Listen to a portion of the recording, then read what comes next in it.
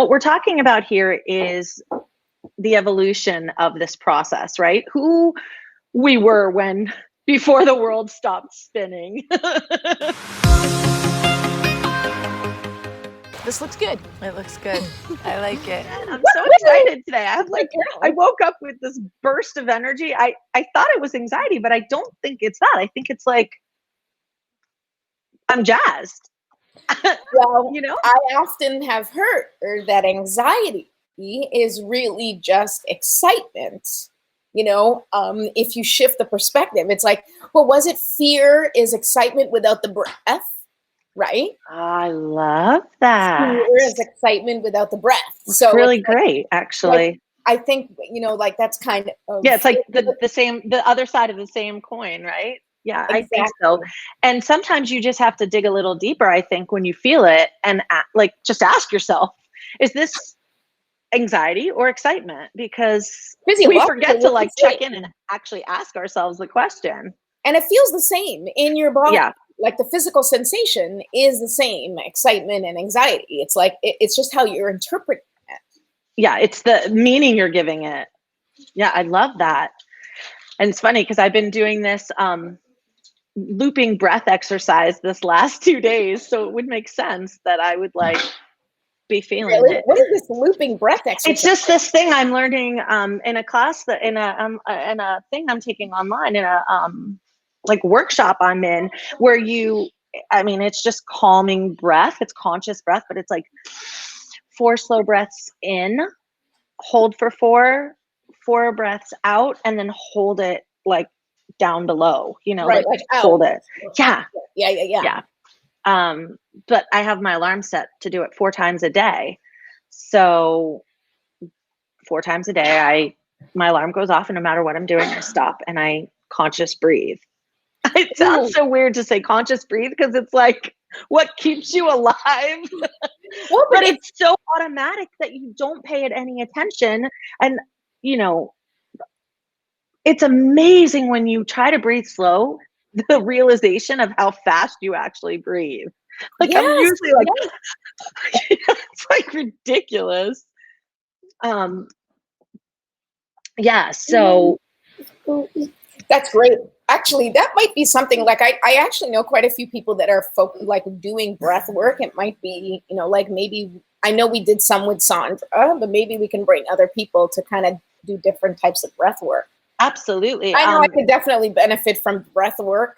And I do think that it's, it's kind of like we're on autopilot. Like the breathing reflects how we've been living our life, right? Like the breathing is like autopilot, you just do it. It's like a habit. You're breathing, Absolutely. Just you wake up, you do your thing, you're surviving, you're just getting through the day. And it's like eating. That's why some of us have poor eating habits, because we just whatever, we're so accustomed to just unconsciously putting whatever in our mouth that when we actually pay attention and become more aware, we're able to see what we're doing right or what we're doing wrong. So that leads us to today's conversation, and basically this title of Life Cycle of a Quarantine and what that means. Who we were at the moment it stopped spinning, and what that evolution inside of this little quarantine bubble is shifting and looking like. And then what the transformation, when you emerge, what will that look like? And I think it's nice to look at it as a life cycle because there are such remarkable shifts, whether you wanted them or not. This has forced a shift, I think, on the collective. And I think it's worth bringing some awareness to and discussing what that process has looked like for us, you and I, and what that process looks and feels like to the people who are watching. Absolutely. Absolutely. So, what is that, and the thing is that the life cycle looks different for each person, like where you are in the life cycle. I mean, just like life, right? Just like life, like where we are, where our children are, where our parents are, where our grandparents are, or might be, is different. So do you want to sort of share your own perspective about? Yeah, I mean, for me, when I came into this, I had just left a career of 13 years. I decided to take a year leave of absence so that while my kids were at school, I can start transitioning to finish the book that I want to publish, um, start the online business, continue with you and Soul Seekers. Like I kind of have evolved out of the career I was currently at, not because I didn't love it and not because I wasn't extremely good at it, because I was both, but because I felt like that evolution of myself was kind of ready and I needed the time during the day to focus on it. So I had my family support and I was like, okay, I have been talking about this transition for far too long. It is time to shit or get off the pot. And so my husband was like, I can't listen, probably because he's like, I can't hear you talk about it anymore. So just do it already. But I did it. And I was like in that new zone, right? I was already confronted with a lot of the feelings that quarantine would have imposed on me about 6 months prior, because I entered something new. I was out of my comfort zone, totally out of my comfort zone. I was facing like, can I do this? This is new. I was feeling a little guilt. I was feeling fear. I was worried. How would things turn out? So many of the emotions were purging through me. And by the time we got to quarantine, it was like not such a hard hit because I was in it. I was in that space. And so then it turned into like, okay, is this quarantine gonna be good for the shifts that I just made? Or are they aligned? Like, did I have some knowing? Or is this like a total shitstorm and I'm gonna go down? You know, like what's the truth of this? Part of the reason I did this was to have time alone to focus.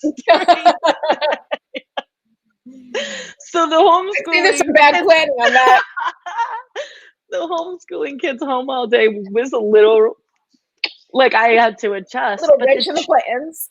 Yeah, but the truth is that, you know what it actually has been forcing me to do is ask myself, like, are you for real? Like, how much do you want it? Because, you know, and you know this all too well, because we'd be working together at 1:00. I had to go pick up my son because I had to be there by like 1:30 for dismissal at 2. So my days were short as far as I had like 4 block hours to actually work. And I was like, that's not enough. Oh, have those 4 hours back for me. What we wouldn't do for 4 hours. Never mind, two. I'll take 2. That's so funny, Trish. But I feel like now I have all the time, you know, like if I was gonna make it, if I was gonna do it, if I was gonna be that person, this can't like stop me if I meant what I said, you know? So for me, it's been that like, I've actually put pressure on myself for when the quarantine's over, you know, like, who will you be? And I know you and I are a little like you've really spoken to the peace in the ride and how not to put pressure on yourself and how to like be, you know, to go into this with ease, which I love. I've just been doing the exact opposite. But, you know, and like, you know, what we always try to remind people of is that it's all okay. You know, right. It's okay if you put a little pressure on yourself because you know, like some people thrive under pressure. Some people need that kick in the pants of a pandemic, I guess, to like fuel them forward. You know, like pressure is needed sometimes to help us really zero in and focus on what we want. And that can be a way that you look at things and the way you evolve in this.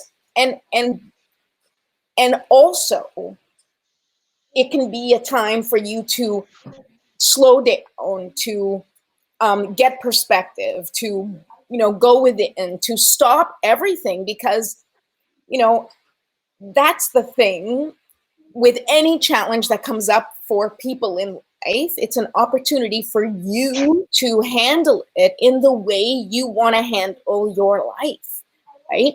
What is this speaking to you? How is it speaking to you? Is this telling you, man, I gotta slow down? I was just gonna say, for a lot of people, it's feeling the difference in speed. Feel as like they didn't know they needed it till they got it. Exactly. And in some cases, for all of the working parents that are working at home with the kids, it's like it's just like I feel like it's like a brick to the head, like in some cases, because there's stimulus all the time. It is really intense. And if you are, an empath, or if you're someone who if you're an introvert, like I'm an extroverted introvert, which people may or may not know about me, but I do get energy from the outside and from talking to friends and being around people. But I also need my quiet time in my space because it gets to be too much for me. So 6 weeks with my children around all the time, it can certainly get to you. And sometimes it's hard to focus. And I still believe that in this mess, what we always talk about, or what the personal development industry always talks about, right, is the message is in the mess. It's like, how in the midst of this chaos do I want to live my life? Like, how can I get through this in a way that is beneficial for me and for my family? What are the solutions that are going to work for me? And as tough as this is, depending on your situation, it's also an opportunity for you to look at yourself and go, who am I in this mess? Right. Who am I in this mess? Am I the person that panics and that's okay? Am I the person that finds the solutions and that's okay? Am I the person who needs to stop everything and strip down all of the craziness and that's okay? Like, all of it's okay. You need to figure out who you are in this and how you can connect to your inner self and your inner guidance. Because there's so much going on, so many opinions, so many thoughts, so many suggestions, so much advice, so much unknown. And you have to connect in with that inner guidance more than ever and say, what is true for me? What is true for my situation? What is true for my family? What do I need? And how do I need to move forward in this so that I can carve out my own path to happiness, success, bliss, peace, whatever it is that you're looking for? And people are going to be looking for different things. Some people are like, I need to find a solution to start making money because otherwise I'm screwed. And other people, that's my reality. Other people are like, I need to, make sure that my health is my number one priority because I can't go down, or I can't have my family members go down. And that's your truth. And you have to find out, how are you going to, embrace that and live that for you?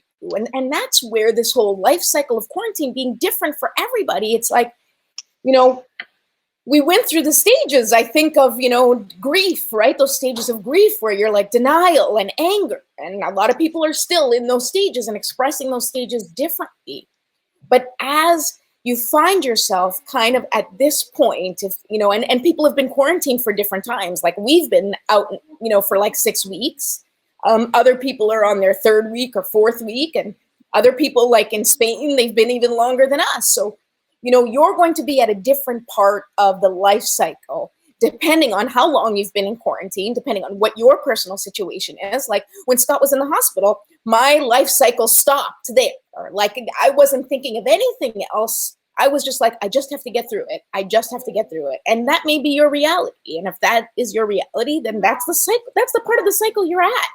And if you have passed that part and you're like, okay, everybody's healthy right now. Now I need to focus on how I'm going to make money, or how I'm going to find some sort of solution for my family so that, we don't go down financially. Like there's different things that are going to apply to you at different stages of this cycle.